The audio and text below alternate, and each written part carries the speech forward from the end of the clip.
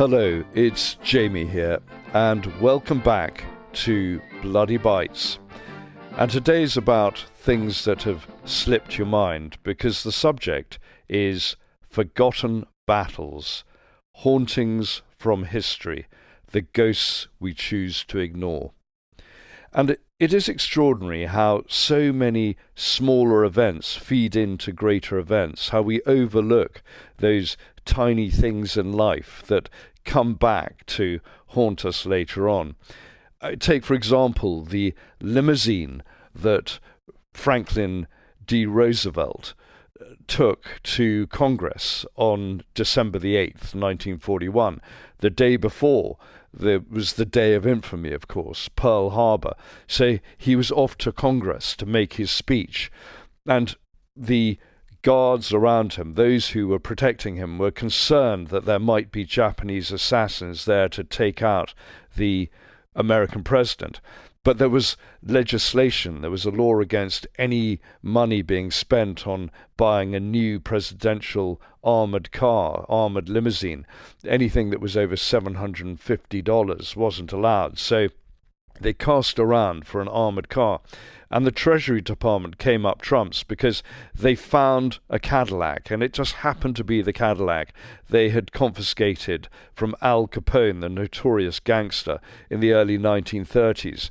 So the American president travelled to Congress to make that speech, the precursor, the speech he gave before Congress voted almost unanimously to go to war with Japan on that same day, in an armoured car, an armoured limousine that had armoured glass, that had armoured plates in the doors, that had a fake police siren, a two-way radio, all belonging to Al Capone.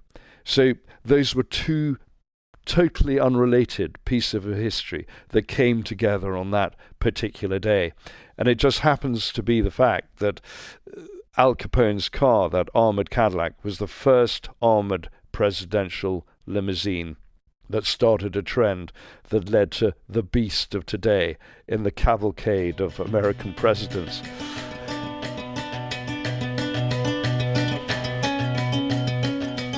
So that's really where I want to start, and although it's not a battle, it's worth mentioning.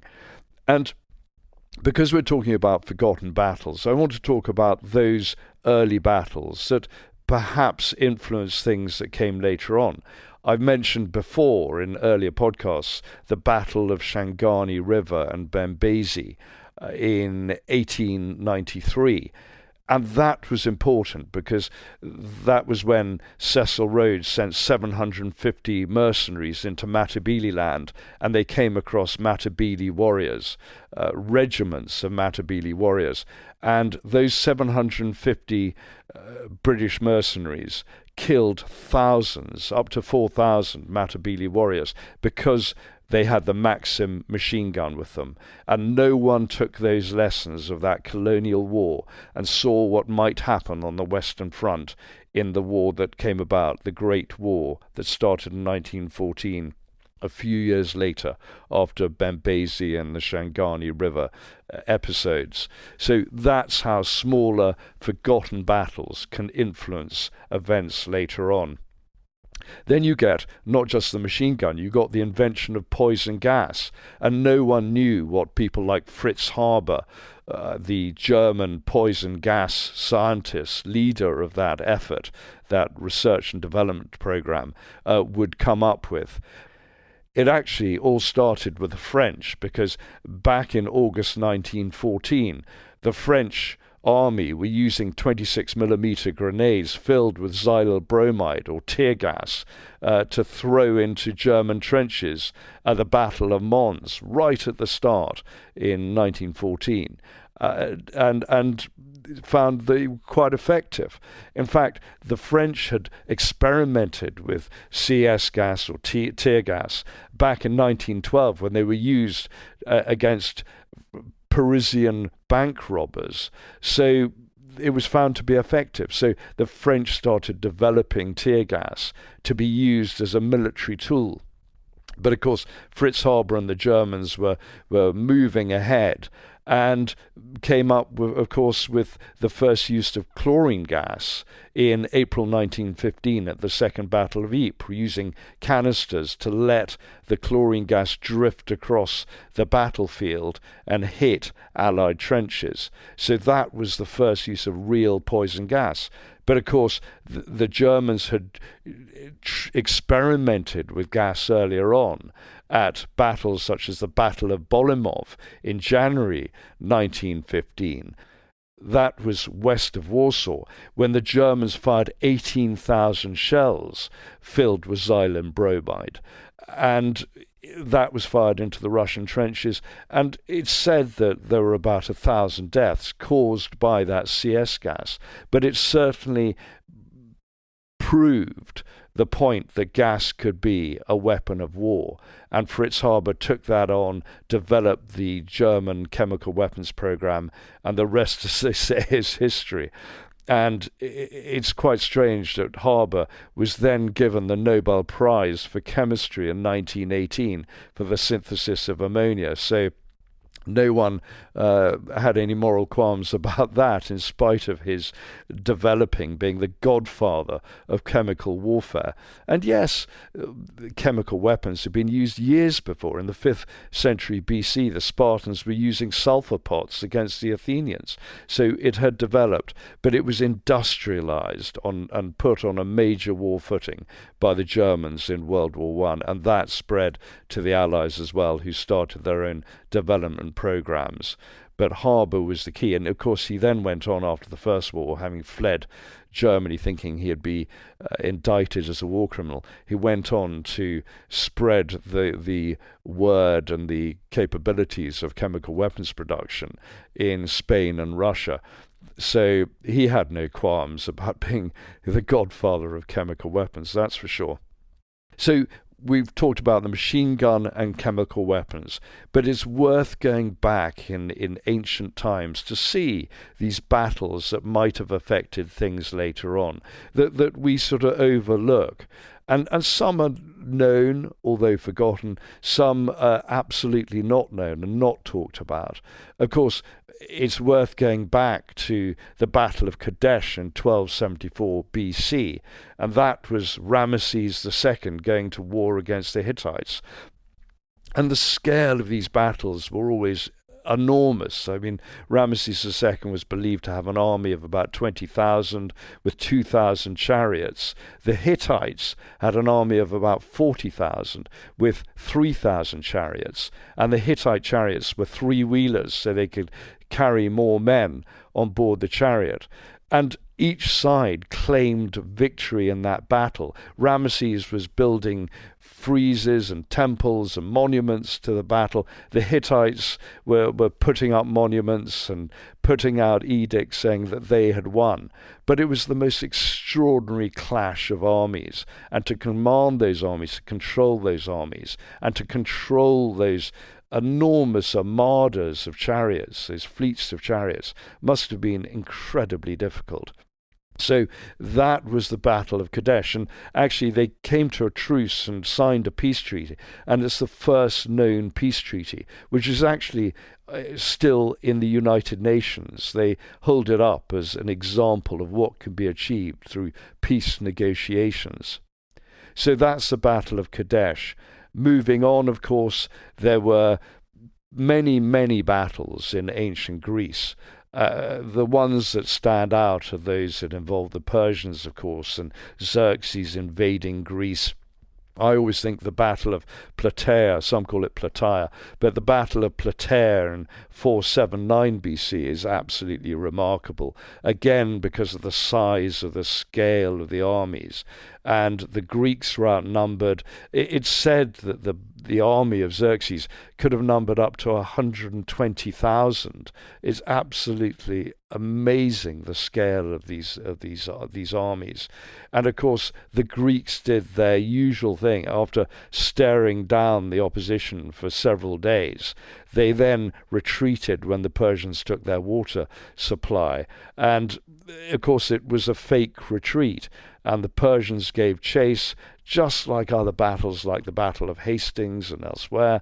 And the Greeks turned, the Spartans turned, the Persian general Mardonius was killed, unhorsed and killed.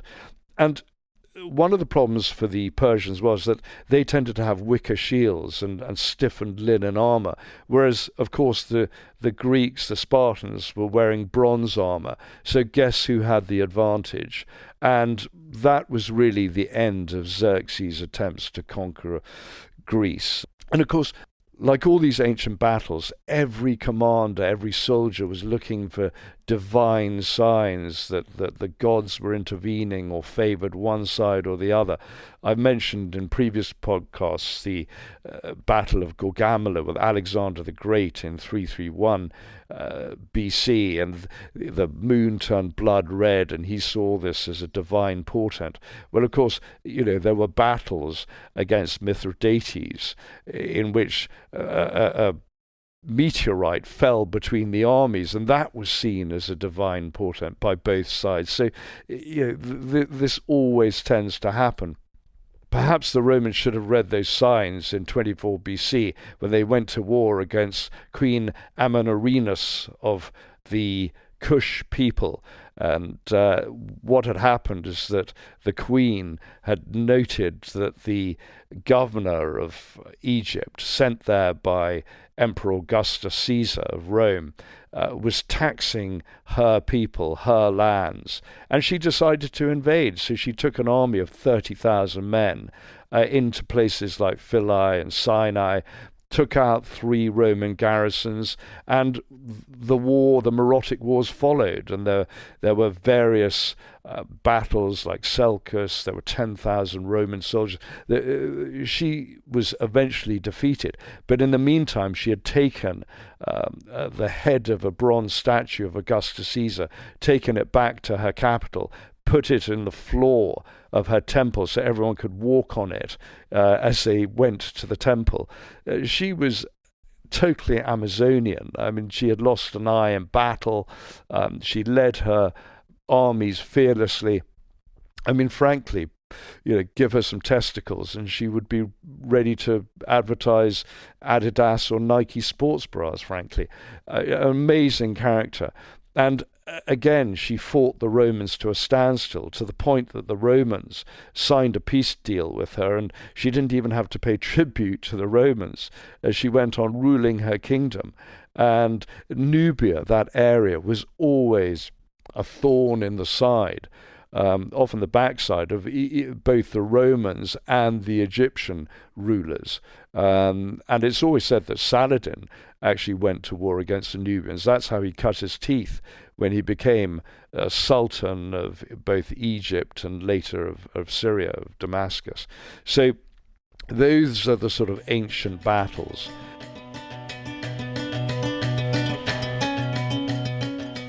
Staying in the Levant and the Holy Land and those areas, it's worth moving on and looking at some of those sort of Crusader battles. And again, they're battles that we tend to have forgotten. The ones that are most important, for example, are 1071, the Battle of Mamzakhet, when the Byzantine Empire, led by Emperor Romanus or King Romanus IV Diogenes, went to war against the Seljuk Turks, led by Sultan Al-Farslan. And the Seljuk Turks were the coming force of their period. In that year alone, they took Jerusalem. And you can see that the Battle of Mamzakhet and the taking of Jerusalem, the threat they posed to Constantinople, the taking of Anatolia, those were all the forces that led later on to the First Crusade of 1099, the attempt by the Europeans to regain access to the Holy Land, to Jerusalem, to the holy sites, because the Seljuk Turks stopped pilgrimages to those holy sites when they took over the Holy Land. And at Mamzakhet, Romanus IV was roundly beaten by the Seljuk Turks. He very foolishly divided his army. The cavalry went ahead. He originally started with an army of 40,000. And just like the Crusader army in the 12th century being defeated at the Battle of Hattin by Saladin, it was this problem of moving from the coast, moving inland, that always ensured that those Christian armies were cut off from their naval bases, from support from the sea, and were surrounded and destroyed. And so it was, this divided army of Romanus was surrounded, encircled. He was wounded, captured, taken before the Sultan. And history relates that the Sultan asked Romanus, "Were I captured by you, what would you do to me?" And Romanus replied, "I would parade you through the streets or have you killed." And the Sultan said, "Well, I'm going to do something far worse. I'm going to let you live and free you." And it didn't work out well for Romanus, because he wasn't killed by the Seljuk Turks. He was treated very well. But when he returned to Constantinople, he was blinded, tortured, and died, because his own people, the leadership, the rulers, the elite of Constantinople, did not appreciate the defeat that he had brought upon his own people, his own army. So that's Manzikert, and it was an extraordinary and very important battle in 1071. Another often overlooked battle, and another one of those Crusader battles that occurred between the sort of 12th and 13th centuries, was the Battle of La Forbie in 1244.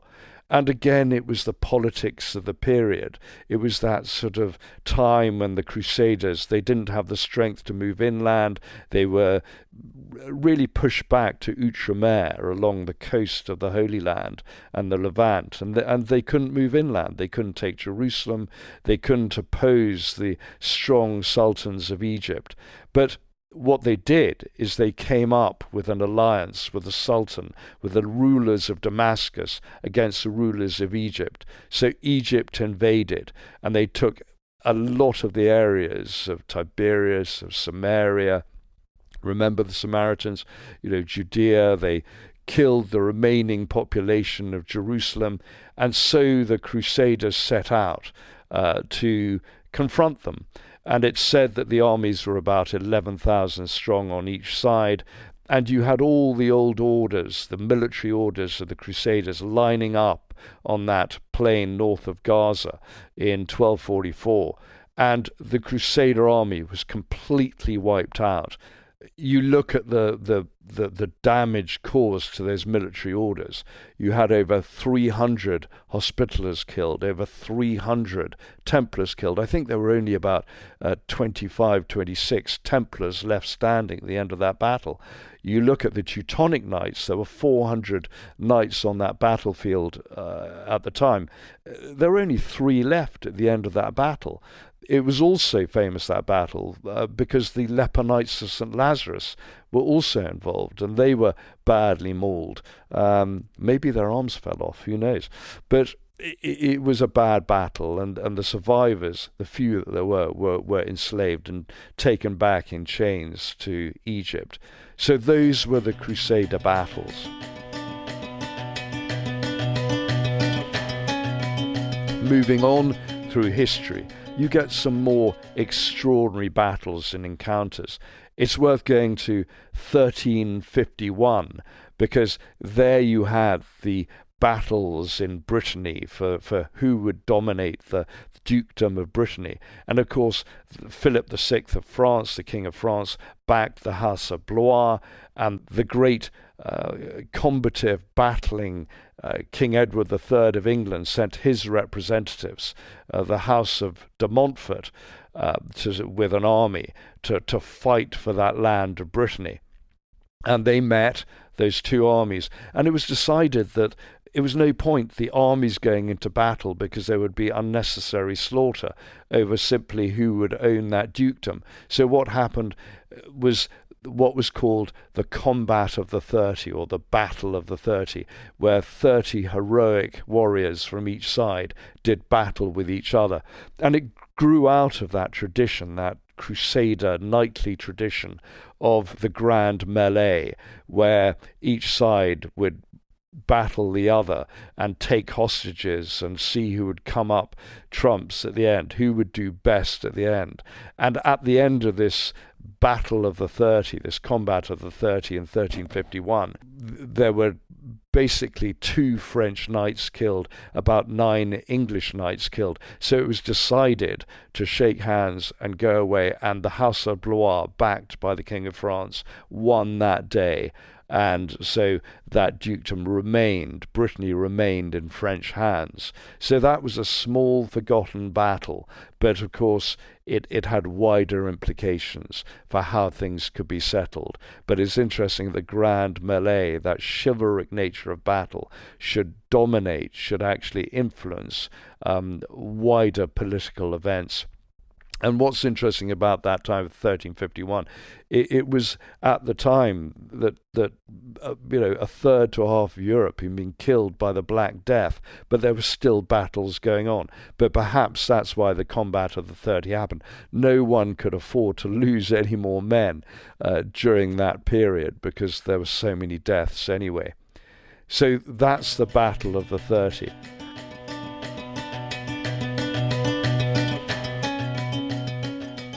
Moving on again, we get into the 18th century and 1788, and that was a fascinating battle. I mean, one that has been overlooked, because here is the Battle of Caron-Sebes, and no one has heard of it, but it was an amazing battle, because this was the Austrian army, the Holy Roman Emperor, going to war against the Ottoman Turks, crossing the Timis River. And what happened is the Austrians sent the Hussars forward across the river to scout for the Ottoman army. This was in modern-day Romania. And they didn't find anything. What they found were Romanians selling schnapps. So the Hussars got completely drunk. The Austrian infantry came forward, found the drunken Hussars, and the infantry wanted some schnapps as well. The Hussars refused, started making makeshift defences out of the schnapps barrels, and they started fighting among themselves. This fight then developed. The head of the artillery of the Austrian army thought that when they saw the infantry lumbering back, that this was a Turkish advance, so he opened fire with cannons, and quite a lot of people were killed. I mean, some historians claim 10,000 were killed. It was probably actually only in the hundreds, but it was catastrophic rout. And the Holy Roman Emperor had to lead his forces back across the river and out of the area. And when the Ottomans arrived, when the Turks came forward, they just found scores of drunk, dead and wounded lying all over the place. It could have been the Munich beer fest, basically, but it was still the most extraordinary battle, and it stands out in history. And apparently one of the reasons that the Austrians, with all their many different nationalities attached to that army, thought that the Turks were attacking was that the Austrian officers were shouting "Halt, halt," and no one understood what they were saying. They thought it was a Turkish cry, that the Turks were shouting "Allah, Allah," and so that was one of the reasons for the misunderstanding that happened and the chaos that ensued.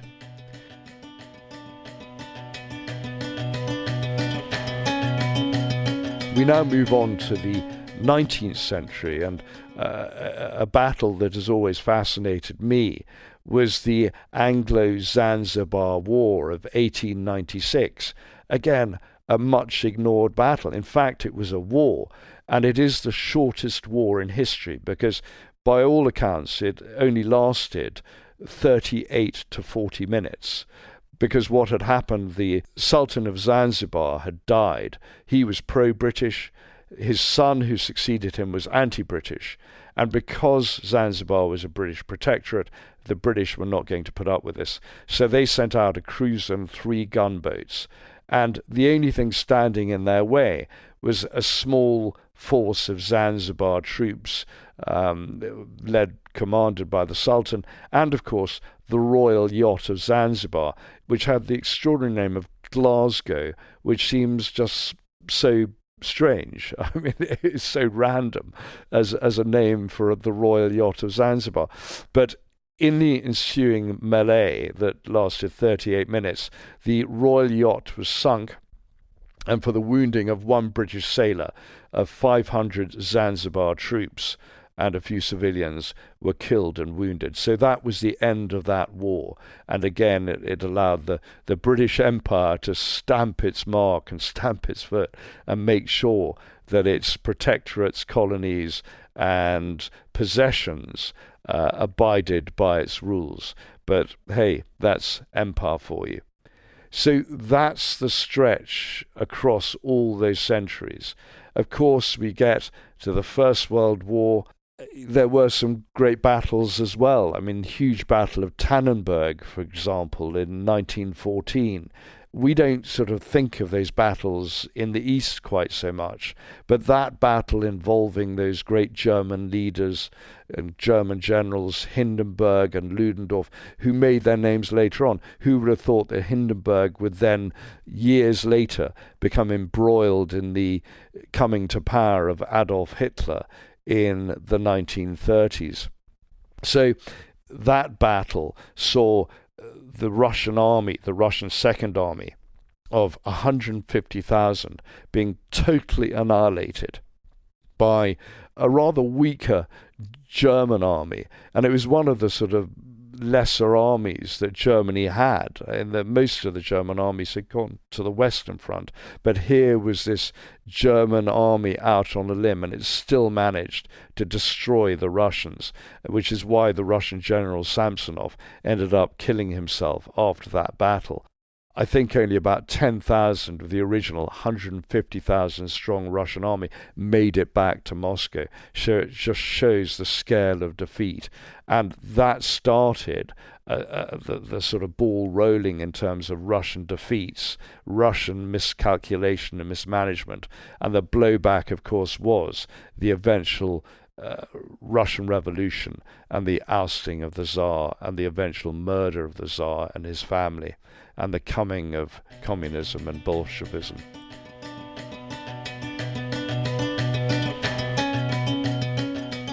You go forward to the Second World War, and again it's the smaller battles that really stand out, even though they're often overlooked and forgotten. For example, the Battle of Jehannik Barracks, where 300 Czech soldiers who hadn't heard any orders to lay down their arms dug defensive lines and confronted the Leibstandarte SS division and were badly mauled. Of course, none of those 300 Czechs survived. They were all either killed during that battle or tortured to death, just like their commander afterwards. So these are the sorts of things that happen in these small encounters. History moves on. Our attention is drawn elsewhere, and those battles, those skirmishes, those small encounters are simply forgotten, even though they quite often are the marker stones, the waypoints to wider conflict and what happens later. So I think that sort of brings us to our conclusion, to our postscript. And I wanted to mention naval battles because, again, often they're sort of overlooked, and there are huge encounters like the Battle of the Red Cliffs. Again, a battle that is huge in Chinese history, and this represents the sort of end of the Han Dynasty. You had the warlord General Cao Cao coming south with an army of, some say, up to 1 million. He had a fleet of 1,000 ships, all tied together in a sort of fortress at the mouth of the Yangtze River. And there was this floating wooden fortress. His enemy promised to surrender their ships, and they turned up, but of course they were fire ships. So the fire ships set fire to this wooden fortress and completely destroyed Cao Cao's fleet of 1,000 ships. I mean, an astonishing battle. We talk about the Spanish Armada of 1588 and Drake and his few fireships going into the roads of Calais and routing the Spanish fleet that had to sail around Scotland and the west coast of Ireland, and half those ships were destroyed. But this was on a completely different level, a massive battle. And again, the Battle of the Red Cliffs certainly isn't well known in the West, but it has totally entered folklore and legend in China. But we're more used to sort of smaller battles, and again, it's these smaller battles that can make a difference. Because if you take the Battle of Lissa, the naval Battle of Lissa, for example, in 1811, this is several years after the Battle of Trafalgar in 1805, and this was interesting because it was led by just a captain with 3 Royal Navy frigates.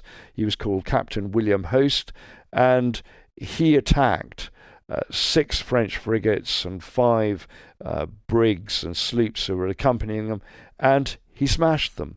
He sank 1 French frigate, took 2 captive, over 700 French casualties, and this was, on the face of it, a tiny naval engagement.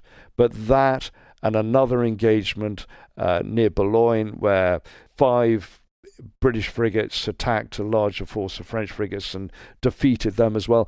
It was those small encounters that persuaded Napoleon that he was never going to dominate the Mediterranean, and he might as well turn east. So what did he do? A year later, he did that ill-fated mission with 500,000 or 600,000 men into Russia.